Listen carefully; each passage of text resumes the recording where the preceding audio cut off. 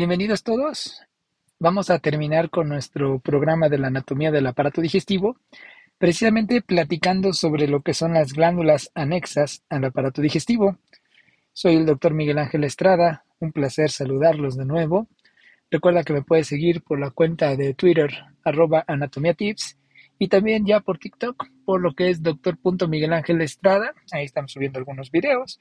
Entonces, pues bueno, vamos a comenzar. Las glándulas anexas al aparato digestivo van a ser tres: va a ser el vaso, va a ser el páncreas y también el hígado. Y vamos a comenzar con lo que es la glándula esplénica o vaso. El vaso es un órgano que, si bien no tiene función digestiva, se encuentra dentro de lo que es la cavidad peritoneal y está muy anexo a las vísceras digestivas. La función durante el desarrollo embriológico es hematopoyética, pero ya después al nacer va perdiendo la función hematopoyética y adquiere pues una función linfoide para la producción de los linfocitos B y sobre todo para lo que es el filtrado de las células de la sangre para la destrucción de eritrocitos ya viejos, plaquetas viejitas, etcétera. ¿Sí? Entonces va a ir filtrando la sangre. Y bueno, anatómicamente el vaso lo vamos a encontrar entonces dentro de lo que es la cavidad abdominal, a la altura del hipocondrio del lado izquierdo. Va a encontrarse protegido por lo que son las costillas 9, 10 y 11. Va a tener una forma ovoidea, es una víscera sólida de color marrón. Va a tener una superficie lisa en la parte superior que va a conformar la cara diafragmática, que va a ser una cara convexa, y por debajo va a tener una cara más aplanada, ligeramente cóncava, que es la cara visceral. Las dimensiones que tiene el vaso son de 13.5 por 8.5 por 3.5, o sea, 13.5 centímetros a lo largo, 8.5 de transverso y de espesor 3.5. Y el peso aproximado que llega a tener es de 100 hasta 250 gramos, aunque en casos de esplenomegalia puede alcanzar dimensiones y pesos muy exagerados. Y bueno, lo vamos a encontrar relacionado ampliamente con lo que va a ser el diafragma, donde está separado a través de lo que es el espacio subfrénico. Y más allá del diafragma, pues están los recesos costodiafragmáticos y también están las pleuras. Lo vamos a encontrar relacionado con lo que va a ser el estómago, principalmente con lo que es el fondo del estómago, donde se va a estar uniendo a través de su ligamento gastroesplénico, como vamos a ver más adelante. Y por detrás se va a relacionar con lo que es el riñón del lado izquierdo, con la glándula suprarrenal, y también con lo que es la cola del páncreas, y por abajo y enfrente con lo que es la flexura colónica del lado izquierdo. Aquí tenemos sus dos caras, la cara visceral y la cara diafragmática, y va a tener entonces también en la cara visceral un ilio, que es el sitio de entrada y salida de vasos sanguíneos, de linfáticos, nervios, y se va a encontrar ligamentos de peritoneo que lo van a unir a otros órganos. Aquí tenemos entonces la cara visceral, como tiene lo que va a ser un borde superior, va a tener un borde inferior y un borde anterior, por lo tanto va a estar dirigido hacia arriba y hacia el lado, hacia la parte posterior. Y decíamos que va a tener 5 ligamentos. Este primero no está en esta cara visceral. Aquí lo notamos, es el ligamento esplenofrénico, que decíamos va a unir el diafragma con el vaso. Pero ya en la cara visceral propiamente voy a tener este ligamento que lo une al estómago, que sería el ligamento gastroesplénico. Por detrás tengo este otro que lo une a lo que es el riñón, sería el esplenorrenal. Y por enfrente voy a tener el que lo une al colon, que sería el esplenocólico. Y aquí también en el centro voy a tener el que lo une a la cola del páncreas, que sería el esplenopancreático o pancreático esplénico. Y aquí, pues bueno, vamos a encontrar algunos vasitos sanguíneos. Y en esta cara visceral también se van a encontrar algunas impresiones, sobre todo en el cadáver, que van a ser el área gástrica por la relación con el estómago, el área renal con el riñón y el área cólica con la flexura colónica izquierda. Si hacemos un corte de lo que es el vaso, vamos a observar que tiene peritoneo y que va a tener una cápsula, que va a tener unas prolongaciones internas que se van a conocer como trabéculas.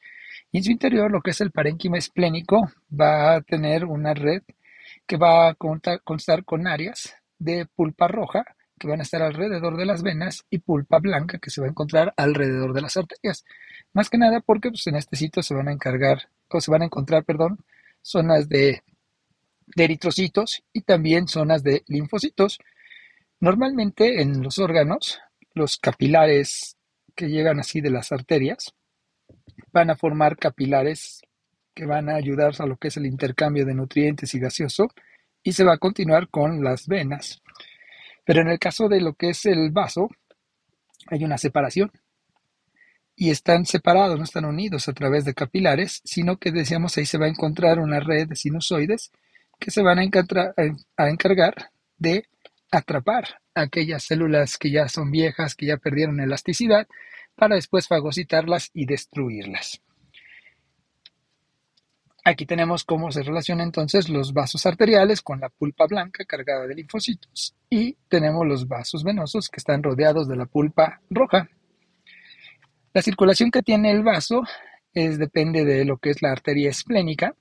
Esta, sabemos, surge directamente del tronco celíaco, va a surgir hacia el lado izquierdo, se va por lo que es el borde superior del cuerpo y cola del páncreas, y al llegar a lo que es el ilio esplénico, se va a dividir en ramos que van a ingresar al interior ya propiamente del vaso. Sabemos que me manda ramos gástricos cortos y la gastromental izquierda hacia el estómago. Y el drenaje venoso va a ser a través también de lo que es la vena esplénica. Esta vena esplénica sale directamente del interior de lo que es el vaso y se va a dirigir también ahora de izquierda a derecha por detrás de la cola y cuerpo del páncreas. Me va a estar recibiendo venas gástricas cortas, vena gastromental del lado izquierdo y también las venas pancreáticas. Y detrás del cuerpo del páncreas también me recibe a lo que es la vena mesentérica inferior, que viene del lado izquierdo del colon. Y finalmente la vena esplénica se une a la vena mesentérica superior detrás del cuello del páncreas para conformar la vena porta hepática que se dirige hacia el hígado. El drenaje linfático normalmente va a correr en sentido contrario a las arterias, por lo tanto la linfa procedente del vaso va a drenar hacia los nódulos esplénicos y estos hacia los nódulos esplenopancreáticos o pancreático-esplénicos que están alrededor de lo que es el cuerpo cola del páncreas, así como la arteria esplénica, y de aquí la linfa se dirige hacia los nódulos celíacos para pasar a lo que es la cisterna del quilo en el conducto torácico. La inervación que tiene el vaso va a ser una inervación autónoma. El simpático va a disminuir el flujo de sangre hacia lo que es el vaso y el parasimpático lo va a incrementar. Los nervios esplácnicos mayor van a llegar desde las astas intermedios laterales de la médula espinal de T5 a T9 y van a pasar hacia lo que es el ganglio esplénico. En este sitio hace sinapsis y ahora las nuevas neuronas se enredan en la arteria esplénica para llegar hacia lo que es el vaso. Y el parasimpático viene por ramos del vago que también llegan a este ganglio esplénico, pasan hacia lo que es la circulación esplénica y van a ingresar al interior de lo que es el vaso y van a generar, decíamos, vasodilatación, incremento de lo que es la cantidad de sangre a este órgano. Continuamos con el páncreas. El páncreas es una glándula mixta de función endocrina y exócrina. Como sabemos, ahí se encuentran las células alfa para la producción de glucagón, las beta para la producción de insulina, y los ácidos pancreáticos se van a encargar de la liberación de zimógenos, que son enzimas inactivas, para que estos se transporten hacia lo que es el duodeno y en ese sitio se activen y se venga lo que es ya la activación para las proteínas, la digestión de las mismas. Y también, bueno, hay otras enzimas como amilasas para la digestión de azúcares, lipasa para las grasas, etcétera. Pero bueno, anatómicamente el páncreas lo vamos a encontrar localizado en el retroperitoneo, por detrás de la bolsa omental menor, a la altura de lo que va a ser desde la 12ª vértebra torácica hasta la segunda o tercera vértebra lumbar. El páncreas significa todo de carne y va a ser un órgano alargado en forma de martillo que va a ir de derecha a izquierda y de abajo hacia arriba. Va a constar de 4 porciones: una cabeza, un cuello, un cuerpo y una cola. La cabeza se relaciona ampliamente con lo que va a ser el duodeno desde la primera hasta la cuarta porción. También se relaciona por detrás con el paso de lo que es la vena cava inferior y también la arteria aorta, y por enfrente se relaciona con el cruce de los vasos mesentéricos y por dentro va a cruzar el conducto colédoco en dirección hacia lo que es la segunda porción del duodeno. Aquí vemos cómo viene bajando la vía biliar, pasa dentro de lo que es el páncreas y desemboca, sabemos, en la papila duodenal mayor o ampolla hepatopancreática junto con el conducto principal del páncreas. El páncreas tiene un aspecto acinar, carnoso, es de color amarillo pálido, más o menos mide una longitud de unos 12 a 15 centímetros aproximadamente, y decíamos, se va a encontrar en relación también con lo que va a ser la zona del retroperitoneo. Hay que ingresar a la bolsa mental para que podamos nosotros trabajar y encontrar en lo que es el páncreas. Entonces, el páncreas va a tener dos conductos. El conducto que viene desde la cola, pasando por el cuerpo, el cuello y viene hacia lo que es la cabeza, va a ser el conducto principal del páncreas. Este conducto pancreático principal fue descrito por Johann Georg Wirsum, por eso antes se conocía como el conducto de Wirsum, y va a ir drenando los acinos pancreáticos hacia lo que es la ampolla hepatoduodenal. Y además voy a tener otro conducto que viene desde esta porción de la cabeza, que se conoce como proceso unciforme, y también de la cabeza, y se va a llamar conducto accesorio del páncreas. Este conducto pancreático accesorio, descrito por Santorini, va a desembocar a nivel de la papila duodenal menor, también en la segunda porción del duodeno. Aquí en una disección se observa la abertura del duodeno con la llegada de la papila duodenal mayor, en donde desembocan el conducto colédoco y el conducto pancreático principal.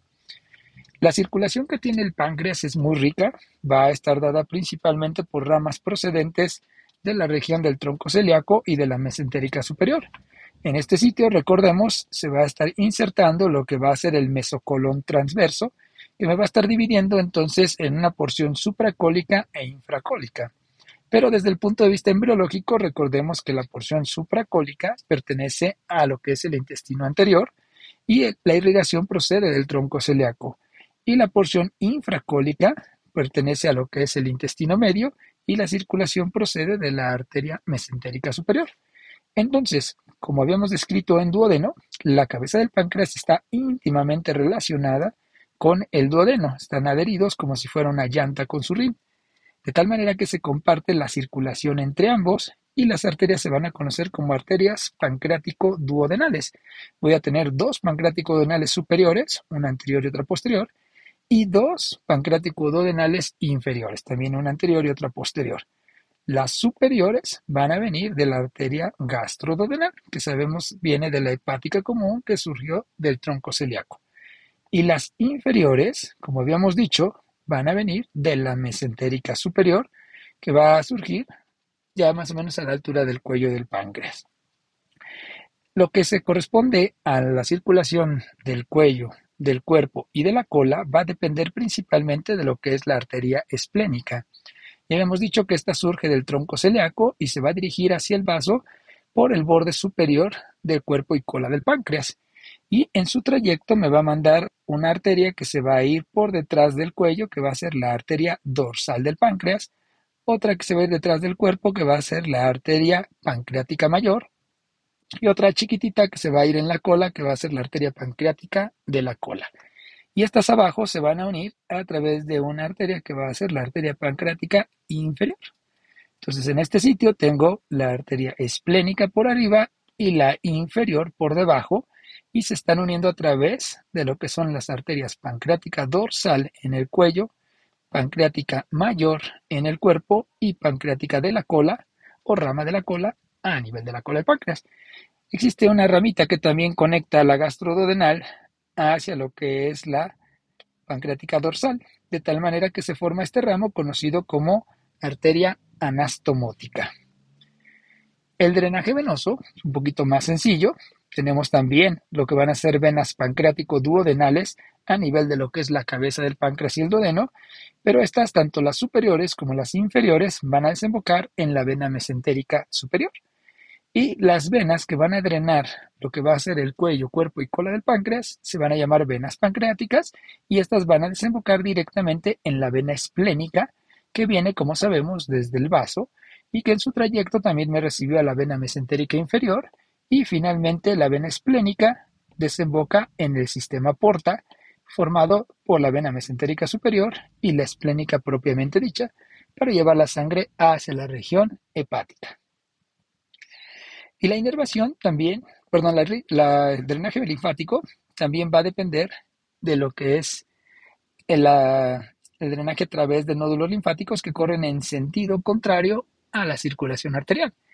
Ya habíamos dicho que en el vaso la linfa drena hacia lo que son los nódulos esplénicos y de aquí hacia los nódulos pancreático-esplénicos y de ahí se dirige hacia lo que va a ser los nódulos celíacos para pasar a la cisterna del quilo e irse por el conducto torácico. Y bueno, la cabeza del páncreas junto con el duodeno también vamos a tener por encima lo que van a ser los nódulos pancreático-duodenales superiores que se van a dirigir hacia la región superior, hacia el tronco celíaco, para llegar a los nódulos celíacos y a la cisterna del quilo.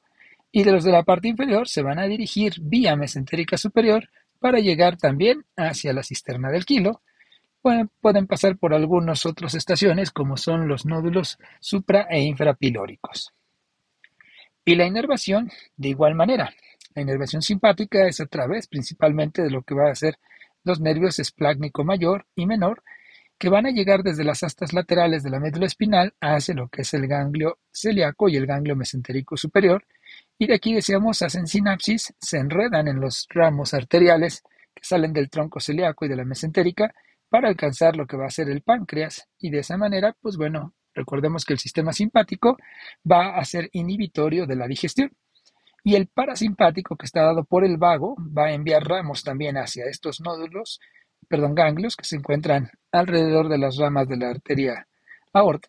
Tengo aquí el ganglio celíaco, el ganglio mesentérico, y van a pasar directamente hacia lo que es el páncreas, donde van a favorecer la digestión para la liberación de sus enzimas. Bueno, el hígado es una glándula que se va a encargar del metabolismo de muchas reacciones en nuestro organismo.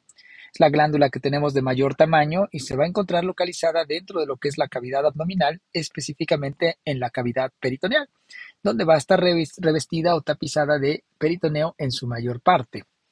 Esto le va a permitir movimientos de ascenso y descenso durante la respiración por los movimientos del diafragma, incluso alcanzando hasta lo que es el cuarto espacio intercostal, cuando nosotros hacemos una expiración forzada, y puede rebasar el borde subcostal cuando hacemos una inspiración forzada.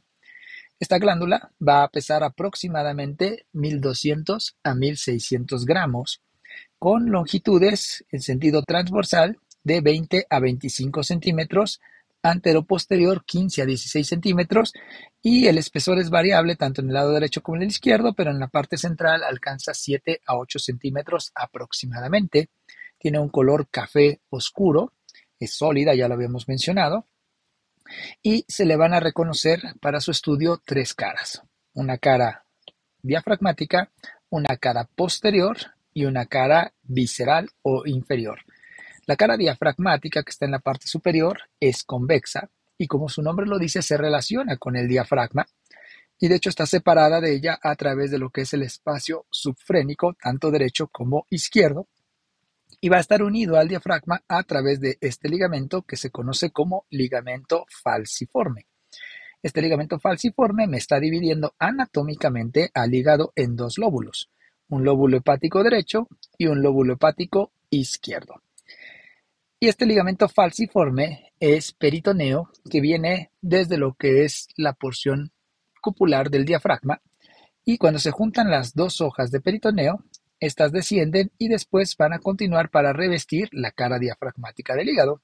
Pero hacia atrás, este ligamento falciforme se separa y va a formar dos ligamentos que se conocen como ligamento coronario derecho y ligamento coronario izquierdo. Por enfrente se le va a unir a lo que es el ligamento redondo, que es un vestigio de lo que es la vena umbilical, del cordón umbilical. Este ligamento redondo se continúa por lo que son las fisuras, que es la fisura umbilical o sagital izquierda, que vamos a ver más adelante. Por la parte posterior se va a encontrar la cara posterior, donde se encuentra la vena cava inferior, y vamos a observar que existe un área que no tiene peritoneo y se le conoce como el área desnuda. Hace rato habíamos mencionado que el ligamento falciforme se divide en coronario izquierdo, coronario derecho, y van tapizando esta parte superior, pero por abajo voy a tener la llegada del peritoneo que viene desde el aumento menor, que es el ligamento gastrohepático, y entonces se va a ir fijando a esta parte inferior, de tal manera que cuando se unen los peritoneos de lo que es el ligamento coronario con el ligamento gastrohepático, a los lados se forman los ligamentos triangulares. Este sería el ligamento triangular derecho y este sería el ligamento triangular izquierdo. Y aquí, bueno, seguimos viendo cómo se encuentra lo que sería el omentó menor. Para que nosotros podamos investigar o ver bien esta área posterior, es como si separáramos de un libro y despegáramos hacia la izquierda el hígado y veríamos la relación que tiene con la vena cava, con lo que es el riñón del lado derecho, con la glándula suprarrenal, con parte de lo que es el páncreas y sabemos que también tiene contacto con lo que es el estómago a través del omentó menor. La cara visceral, como su nombre lo dice, es una cara que va a tener relación o contacto con lo que son las vísceras digestivas. En este sitio es donde se va a encontrar la vesícula biliar y va a haber unas impresiones para lo que van a ser los órganos vecinos. En el lóbulo hepático derecho se observa la impresión que deja el colon, se observa también la impresión que va a dejar el riñón del lado derecho y en el lóbulo izquierdo se observa el área gástrica, que es la impresión que deja el estómago. Aquí lo vamos a ver más a detalle. Si nosotros tenemos una vista inferior, nos vamos a dar cuenta que esta cara visceral va a tener unas fisuras que se conocen como fisuras sagitales. Tengo una fisura sagital derecha, que es esta que está aquí marcada, y una fisura sagital izquierda, también llamada umbilical. La fisura sagital derecha va a conectar a la vesícula biliar con la vena cava. Esta también va a formar una línea imaginaria por la parte superior, conocida como la línea de Cantley, que me va a dividir funcionalmente al hígado en un lóbulo derecho y en un lóbulo izquierdo. Y por otro lado, la otra fisura, que es la fisura sagital izquierda, también llamada umbilical, es la que me recibe al ligamento redondo, que viene desde lo que es la cicatriz umbilical y que es un vestigio de la vena umbilical del conducto del cordón umbilical. Y en la etapa embrionaria, entre lo que es la vena porta y la vena cava, existía un conducto que se le conocía como el conducto venoso, también llamado de Arancio, pero cuando nacemos, este se oblitera, se cierra y nos queda un ligamento conocido como ligamento venoso. Entonces, en esta fisura umbilical se encuentra el ligamento redondo y el ligamento venoso. Y en medio de ellas dos se va a encontrar otra fisura en sentido transversal conocida como la porta hepática, precisamente porque ahí va a ingresar la vena porta y la arteria hepática. De esta manera se nos forma en la cara visceral unas líneas en forma de H, de tal manera que el lóbulo que va a quedar por la parte posterior en relación con la vena cava se conoce como lóbulo caudado. Y el que queda en la parte anterior en relación con la vesícula biliar se va a conocer como lóbulo cuadrado, ¿sí? Y ya dijimos que en el lóbulo derecho se encuentra lo que es la impresión del riñón derecho y del colon, y en el lado izquierdo la impresión gástrica. Si nosotros hacemos un corte, decíamos desde el fondo de la vesícula hacia la vena cava, vamos a dividir funcionalmente al hígado en un lóbulo derecho y un lóbulo izquierdo. Esta línea se le conoce como la línea de Cantley y eso nos va a ayudar a la segmentación hepática, ya que en esta línea imaginaria, que es la línea de Cantley, es donde se va a encontrar una de las venas que va a ser la vena hepática intermedia, que drena directamente a la vena cava. Y me va a estar dividiendo esta línea, decíamos, en un lóbulo hepático derecho y un lóbulo hepático izquierdo. Pero a su vez, también cada lóbulo va a estar dividido en segmentos laterales y mediales. Esto a través de lo que son las venas hepáticas, en este caso la vena hepática derecha, me divide al lóbulo derecho en segmentos laterales derechos y mediales derechos. Y la vena hepática izquierda me divide al lóbulo hepático izquierdo en segmentos medial y segmentos laterales, ¿sí? De tal manera que también cuando entra la vena porta junto con la arteria hepática y se divide en rama derecha y rama izquierda, estos van a pasar y van a dividir a los segmentos en segmentos anteriores y segmentos posteriores. De tal manera que el hígado se va a dividir en 8 segmentos que fueron estudiados y representados por Coinaud. Vamos a tener que en el lado izquierdo se van a encontrar los segmentos desde el 1 hasta el 4, siendo el segmento 1 el lóbulo caudado. El segmento 2 está en la región látero-posterior, el 3 es látero-anterior y el 4 es un segmento grande que se encuentra en la región medial, que hay autores que lo dividen en 4A y 4B. Y el lóbulo hepático izquierdo se va a dividir en 4 segmentos que van a ser los segmentos 5, 6, 7 y 8. El segmento 5 va a ser anteromedial, el 6 es anterolateral, el 7 es posterolateral y el 8 es posteromedial. Y entonces, de esta manera, lo que es las ramas de la tríada portal van a llegar a cada uno de estos segmentos.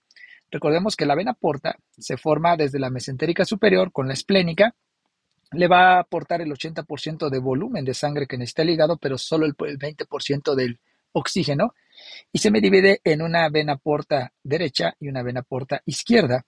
Y esta me va a mandar ramas a cada uno de los segmentos, al segmento 5, al 6, al 7 y al 8, ¿sí? Aunque también me manda uno hacia el segmento caudado.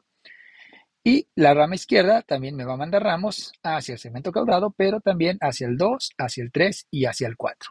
Y si se dan cuenta, va acompañado de ramas también de la arteria hepática. Recordemos que la arteria hepática propia viene de la hepática común que surgió del tronco celíaco y que me va a aportar más oxígeno, 80%, pero solamente el 20% del volumen del hígado. Y entonces igual esta arteria hepática, que es la hepática propia, se me divide en una rama derecha de la hepática propia, rama izquierda de la hepática propia, y de aquí me va a mandar ramas igual hacia lo que es el segmento 1, que es el lóbulo caudado, y después hacia los segmentos derechos, que serían 5, 6, 7 y 8. Y la rama hepática izquierda me va a mandar también arterias hacia el segmento 2, 3 y 4. Y de esta manera cada segmento se vuelve funcional porque va a tener una rama de la vena porta y otra rama de la arteria hepática. Pero también de dentro de los segmentos se van a encontrar lo que van a ser los canalículos biliares. Y estos canalículos biliares van a irse uniendo hasta formar conductos biliares que van a drenar de cada uno de estos segmentos y van a acompañar en sentido inverso a la arteria y a la vena. De tal manera que cada segmento está drenando su propio canal biliar hasta que se forma un conducto principal del lado derecho, que sería el conducto hepático derecho, y otro del lado izquierdo, que sería el conducto hepático izquierdo. La unión del conducto hepático derecho con el izquierdo me forma el conducto hepático común, el cual va a recibir al conducto cístico procedente de la vesícula y me va a formar el conducto hepatocístico, también llamado conducto colédoco. Si nosotros observamos los hepatocitos, que van a tener forma hexagonal, sobre todo en el hígado de cerdo, en el centro van a tener lo que se conoce como una vena central y en la periferia se va a encontrar las tríadas portales constituidas por la vena porta, la arteria hepática y el conducto biliar. Y entonces la sangre va a pasar por unos espacios que va a ir fluyendo a través de lo que es la comunicación entre la vena porta y la vena central, de tal manera que el hepatocito, pues bueno, va a ir recibiendo todos los nutrientes que trae la vena porta para ayudar al metabolismo y también se va oxigenando por ramas procedentes de la arteria.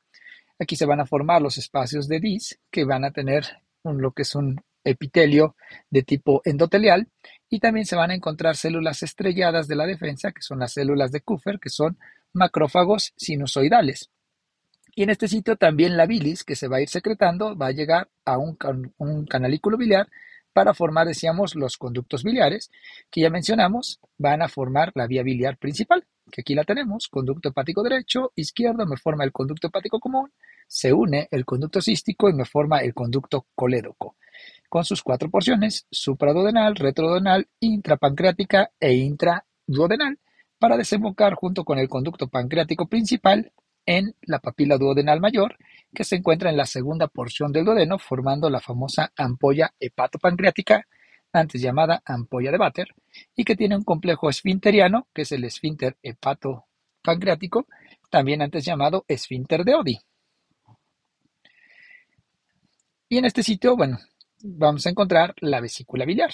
La vesícula biliar va a tener forma de lo que es un globo y va a estar en el hipocondrio derecho, en la cara visceral del hígado, específicamente en el lóbulo cuadrado, y va a tener una porción libre que se conoce como fondo, que es la porción redondeada.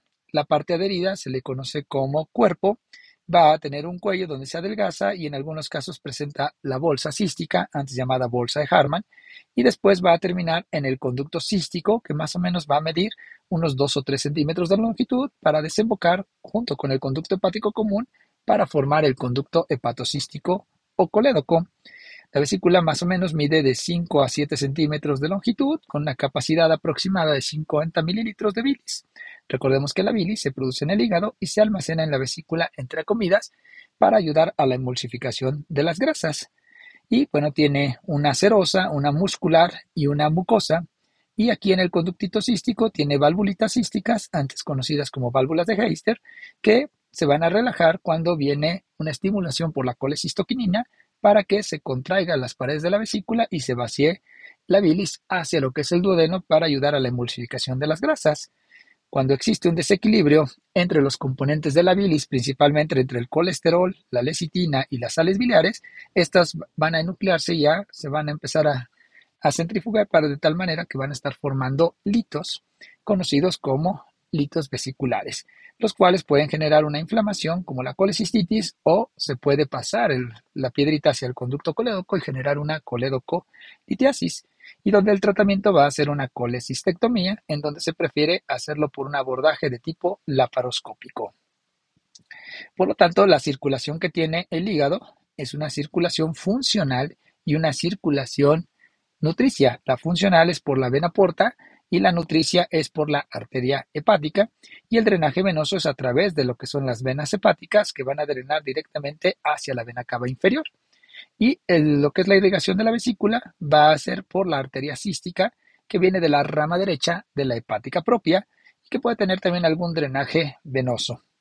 Aquí observamos cómo se encuentra la arteria cística y cómo se encuentra también el drenaje venoso. ¿Dónde la vamos a localizar? Dentro de lo que es el triángulo hepatocístico.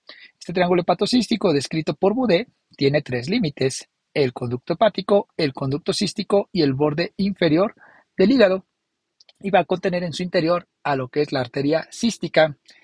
Y sin embargo también la misma arteria cística puede servir de límite para otro triangulito junto con el cístico y el hepático, que se conoce como el triángulo de Calot.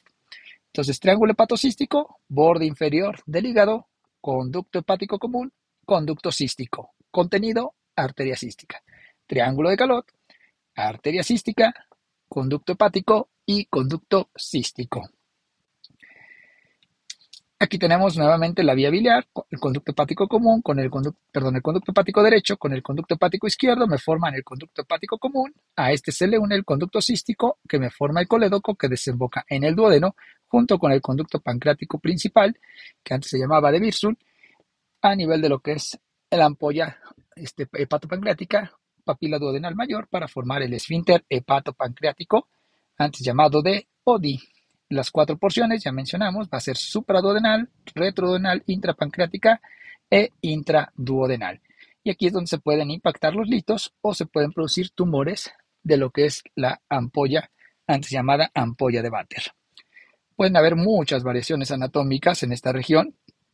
Se sabe, desgraciadamente, hasta una disección o hasta la vesícula, en donde el conducto cístico puede ser muy largo, puede ser muy corto, se puede unir al conducto hepático derecho, al hepático común, puede descender hacia lo que es la zona del páncreas, puede haber variaciones en la arteria cística, puede pasar esta dentro del triángulo, por fuera puede depender o salir de la arteria hepática derecha, de la izquierda, de la arteria hepática propia, a veces incluso hasta de la arteria hepática común.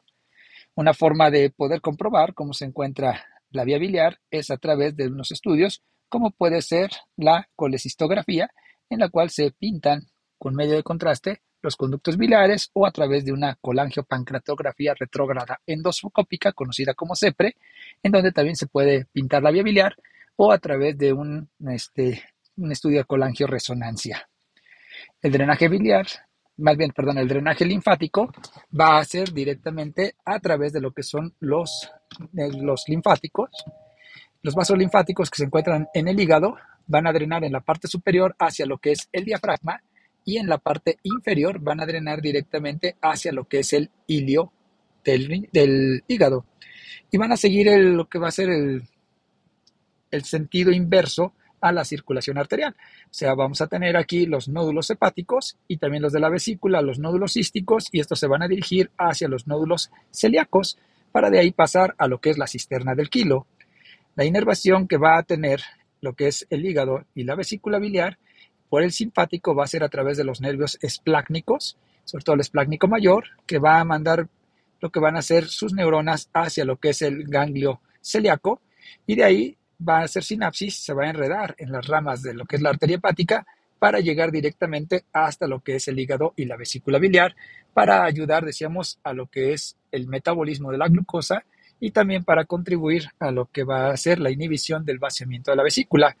Y lo que va a hacer la inervación de tipo parasimpática va a estar dada principalmente por lo que es el nervio vago, el cual va a mandar también ramos hacia lo que son los ganglios celíacos. De ahí no hace sinapsis, se enreda en la arteria y va a llegar directamente al hígado para producir almacenamiento de glucosa y hacia la vesícula para su vaciamiento. Recordemos que el tronco vagal del lado anterior, que va a ser el izquierdo, manda un ramo que va a ser el ramo hepático, que va directamente también hacia el hígado y la vesícula, y cuando se lesiona tenemos que hacer una colecistectomía, ¿sí? Y bueno, de esa manera terminamos el tema. Esperemos que les haya servido. Si te gustó este video, dale like, suscríbete para que tengamos más videos. Muchas gracias.